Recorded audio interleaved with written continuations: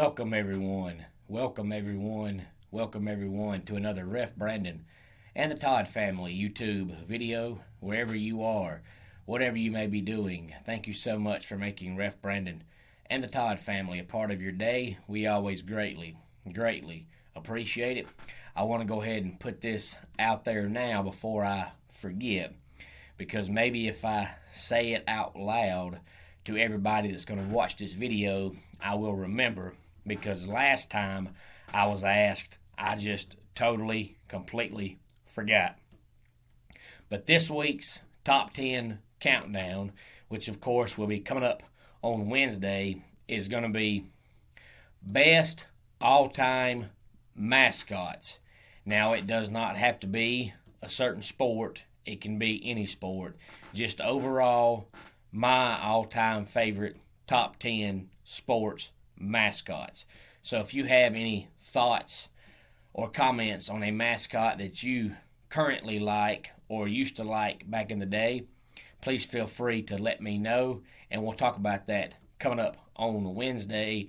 And I have to apologize to Chris, because he's actually the one who asked me, and I guess he asked me a couple of months ago, and I just totally forgot. Well, then he asked me again last night, and when he asked me, I told him, I'm glad you asked, because somebody else actually asked me that, and I forgot, and he said, it was me who asked you. So, Chris, I apologize for forgetting, but this week's top 10 countdown will be top 10 all-time best sports mascots. But today, we're going to talk about the Braves. Now, there's a lot to talk about, some good, some bad, but I didn't do one last week because, if you recall, 2 weeks ago was the All-Star break and the All-Star game, so the Braves only played 3 games that week, and that was Friday, Saturday, and Sunday. So I just thought, only playing one series, it wasn't really worth having an entire day dedicated to the Braves. But if you remember, going into the All-Star break, the Braves were 44-45, one game below 500. And then when they came out of the All-Star break, they played Tampa Bay, and they only won one of the 3 games. So that put them at 45-47, which is where they were when last week started. And they were supposed to play 7 games, 3 against San Diego and 4 against the Phillies. Well, now, Monday's game against the Padres got rained out, so it got moved to Wednesday, and Wednesday was going to be a doubleheader. Well, on Tuesday, Touki Toussaint made his 2021 debut, and he pitched excellent. But on Wednesday, early game, they made up Monday's rainout, and the Braves lost. Well, then game 2, they got to the 5th inning, and it was suspended, so they didn't finish. And I'm glad they didn't finish, because the Padres were actually winning, but supposedly, apparently, they're going to make the game up sometime later on this year, but they have not said when that game will be made up. So they only played 2 against the Padres, won 1 and lost 1. And then they played 4 against the Phillies. They won 2 and they lost 2. So just like basically what the Braves have done all year long, they played 500 ball. They won 3, they lost 3. They started the week at 45-47, and now they're 48-50. Still 2 games below 500. They just cannot get above 500. But they're still only 5 games out in the division, so as long as they're that close, you can't give up hope. But this week could be a make or break week for the Braves, because they have no off days this week. They were supposed to play 4 against the Mets starting tonight, and then play 3 against the Milwaukee Brewers starting Friday. But earlier this year, they had a rainout game against the Mets, and that's going to be made up today.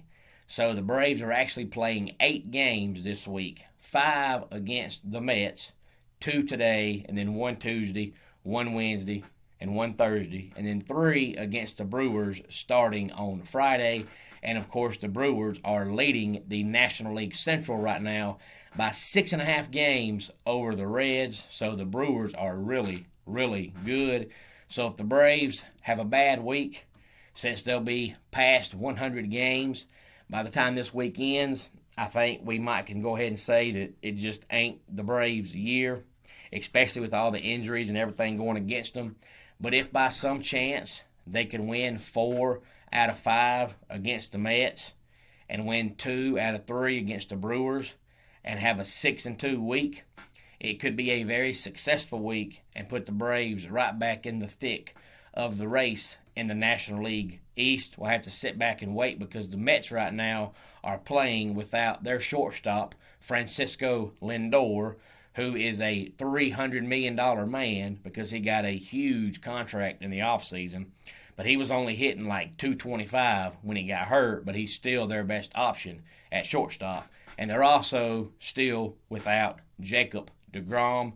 He was shut down for right now because of soreness in his right arm, but they have not said how long he will be out, but he's not pitching as of right now. And the Braves had another injury on Saturday. Drew Smyly, who's actually pitched really, really good as of late, pitched 4 innings and left the game because of knee pain. But they have not said yet how long he will be out. They also did an MRI on Ian Anderson's shoulder last week, and they said it looked good. He said he feels good, so he should be back here in the next week or so. Touki Toussaint pitched again yesterday, and he pitched great, but the Braves lost 2-1, only had 4 hits. Austin Riley had 3, and then newly acquired right fielder Jock Peterson had 1.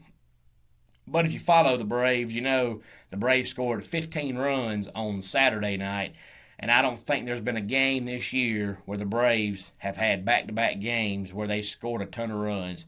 So I knew when they scored 15 on Saturday that more than likely on Sunday they were going to be in trouble. And sure enough, they scored 1 run.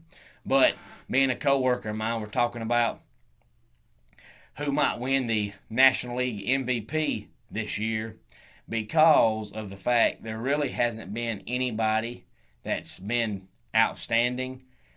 Christian Yelich of the Brewers hasn't been what he was last year.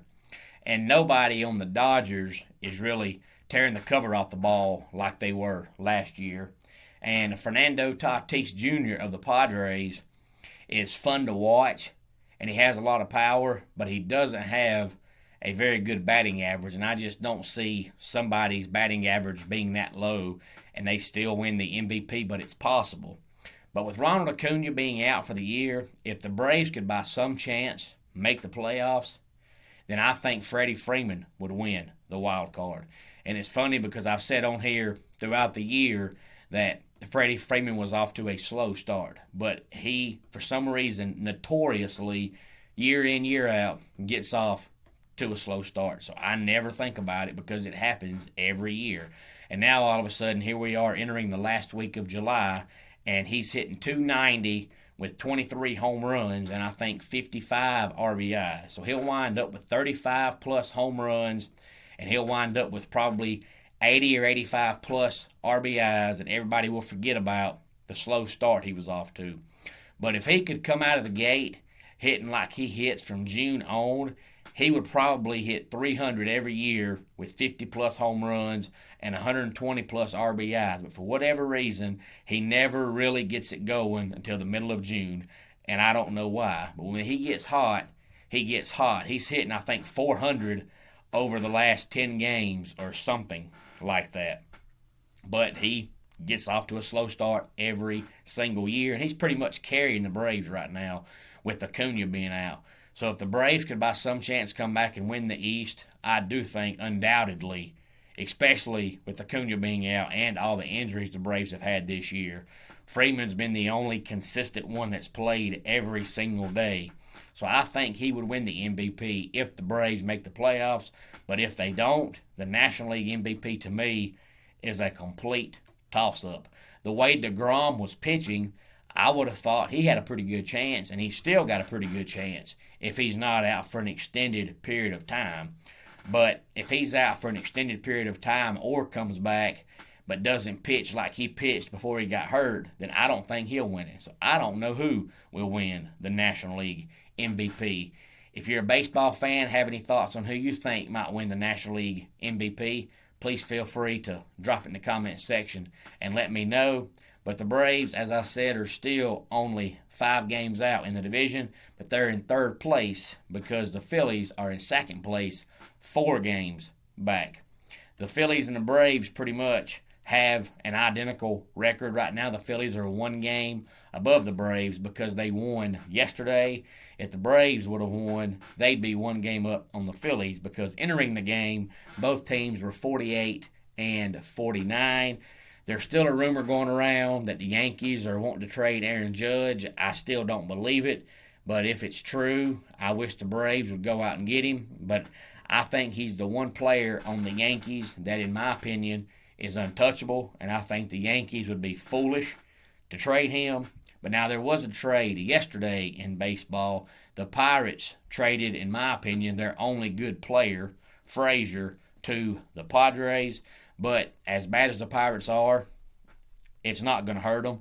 But it helps the Padres, I believe. But, of course, the Major League Baseball trade deadline is coming up on Friday, so we'll have to wait and see if the Braves make any moves this week. I think if they have a good week and the week ends and they're only 1 or 2 games out, then you might see them try to pick up a bullpen piece to make the bullpen a little bit better because the bullpen has still been really inconsistent. But I think if they have a bad week and the week ends and they're 8 or 9 games out in the division, they may just say, forget it, it's too late. It's just not our year. So we'll wait and see what kind of week the Braves have. Let's go ahead and get our dad joke of the day in here. I accidentally drank a bottle of invisible ink last night. Now I'm in the hospital waiting to be seen. And that wraps it up for today's Ref Brandon and the Todd Family YouTube video. Until next time, it's Ref Brandon saying, just like in pro wrestling, life can be over by the count of 3. Tell your friends and family how much you love them. Bye.